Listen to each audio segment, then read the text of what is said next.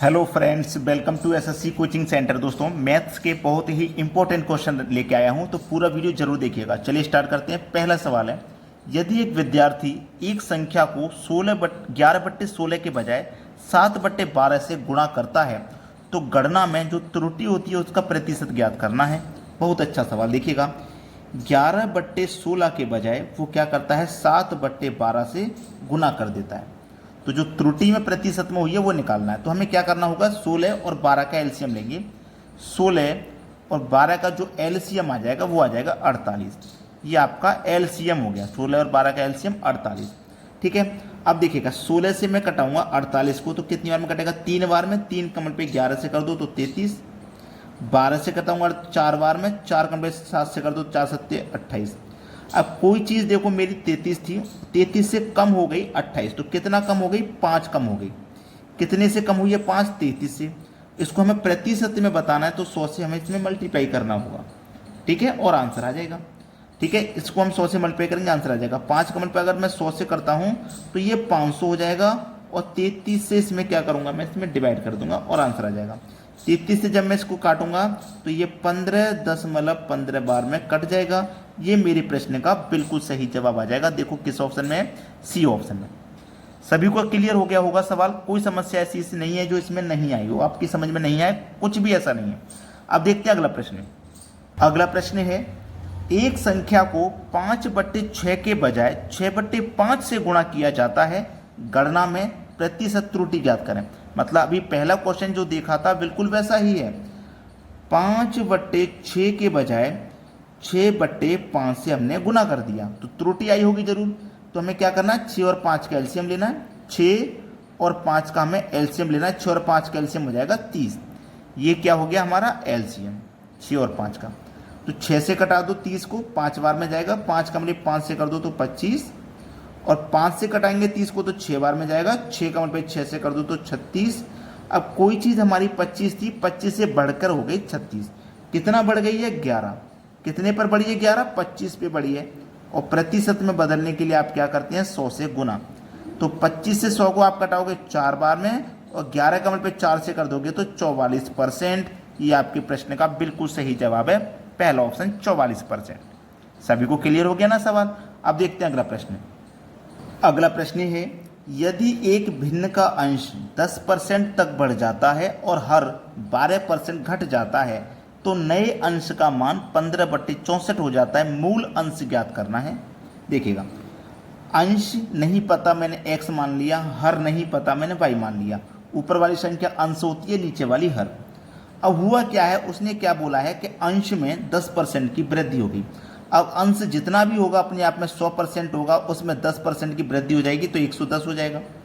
ठीक है। और जो हर होगा उसमें क्या है, 12% घट गया है। तो जो भी हर होगा अपने आप में 100%, उसमें से 12 घट जाएगा तो 88 बचेगा। ये सब होने के बाद में अंश का मान कितना हो जाता है, 15/64 हो जाता है। 15/64 हो जाता है। तो मूल अंश क्या था, पहले वाला अंश क्या था, ये आपसे पूछा गया। ठीक है। चलिए, x/y बराबर 15/64 हो जाएगा। ये सीधा सीधा ये जो संख्या है ये बराबर के इधर में ले जाऊंगा तो पलट जाएंगी। ठीक है, बराबर के इधर ले जाके पलट जाएगी, यानी कि 88 ऊपर हो जाएगा और 110 नीचे आ जाएगा। समझ में आ गया। बस कटा लो, आपका आंसर आ गया। कुछ नहीं है अब इस प्रश्न में, कटाना बाकी है। चलिए मैं कटा दूंगा इसको। 8 से कटाऊंगा, 8 × 8 = 64, 8 × 8 = 8 × 8 11 बार में गया। ठीक है। अब ये 110 है तो इसको मैं कटा सकता हूँ। 11 से कटेगा क्या, कट जाएगा। 11 × 1 = 11 और 1 = 0, 10 बार में ये कट जाएगा। 5 से कटाऊंगा 3 बार में, और 5 से कटाऊंगा 2 बार में। ऊपर क्या है 3, नीचे क्या है 2। x/y, ऊपर क्या है 3, नीचे क्या है 2। तो x का मान कितना, 3, और y का मान कितना, 2। तो 3 के बटे में 2 किसी ऑप्शन में है, किसी भी ऑप्शन में नहीं है। चलिए ये चेक कर लेते क्यों नहीं है और पूछा क्या है। उसने पूछा है मूल अंश क्या है। उसने मूल अंश को पूछा है। मूल अंश क्या है हमें ये बताना है। हमारे पास एक चीज़ और है जो हमने ध्यान नहीं दिया। हमारे पास ये 8 है, 8 का मल्टीप्लाई 2 से होगा, नीचे 2 के साथ में 8 है तो 2 × 8 = 16। तो नीचे जो संख्या आएगी ना दोस्तों वो 16 आएगी। ये नीचे 16 आएगा, 3/16, जो कि डी ऑप्शन में। मैं तभी बोल रहा था कि 3 के बटे में 2 क्यों नहीं है। जब हम यहाँ पे 8 को भूल के जा रहे हैं, 8 का मल्टीप्लाई 2 से हो जाएगा तो नीचे 16 आ जाएगा और डी ऑप्शन सही जवाब है। अब देखते हैं अगला प्रश्न। अगला प्रश्न है, यदि एक भिन्न का अंश 400% बढ़ जाता है तो कोई 250 अंश घट जाता है। तो कोई हर हमारा 250 अंश घट जाता है। नया भिन्न 2/3 हो जाता है, मूल अंश क्या है? ये हमारा अंश हो गया और ये हमारा हर हो गया। ठीक है, अब हमारा क्या हो गया, अंश 400% बढ़ गया। पहले से अपने आप में 100 होगा, 400 बढ़ जाएगा तो दोस्तों 500 हो जाएगा। और हर क्या हो जाएगा, 250% बढ़ेगा। पहले से 100 होगा, 250 बढ़ जाएगा तो 350 हो जाएगा। और इतना सब होने के बाद भिन्न में क्या हो जाता है, 2/3 हो जाता है। चलिए इसको सरल कर लीजिए, आंसर आ गया। x के बटे में y बराबर 2 के बटे में 3, और ये जो संख्या इधर आके पलट जाएगी तो 350 ऊपर हो जाएगा और 500 नीचे हो जाएगा। ठीक है, पिछली बार भूल गए थे, इस बार नहीं भूलेंगे। 0 से तो मैं ये 0 कटा ही दूंगा, 5 से कटेगा 10 बार में और 5 से कटेगा ये 7 बार में। क्लियर है इतना? अब देखो क्या कर सकता है वो देखिएगा। यहाँ पे मैं 3 का मल्टीप्लाई 10 से करूँगा तो ये 30 हो जाएगा। हो गया ना, 30 हो गया। और कुछ है क्या? कुछ भी नहीं है। ऊपर 2 का मल्टीप्लाई 7 से होने को है, क्या कुछ है? और देखिएगा 0 से 0 कट गया मेरा, 5 से 10 बार में कट गया, 5 सत्ते 35 कट गया। ठीक है, 5 से 10 बार में कटा, 5 सत्ते 35 कटा। अब और कुछ तो मुझे इसमें नज़र आ ही नहीं रहा। तो 2 का मल्टीप्लाई 7 से कर दूंगा तो 14 हो जाएगा, या फिर और कुछ भी कटेगा। हाँ, एक चीज़ है कट रही है, एक चीज़ है, ये मेरा 2 गुने 7 है ना, तो 2 गुने 7 कर लूँगा 14। देखो ऊपर मेरा x, नीचे में y, 2 गुने 7 14 हो जाएगा और नीचे कितना आ गया 30। अब देखो 2 से ये भी कट जाएगा 7 बार में, 2 से ये भी कट जाएगा 15 बार में, तो 7/15 आपका आंसर हो जाएगा। पहला ऑप्शन बिल्कुल सही जवाब है।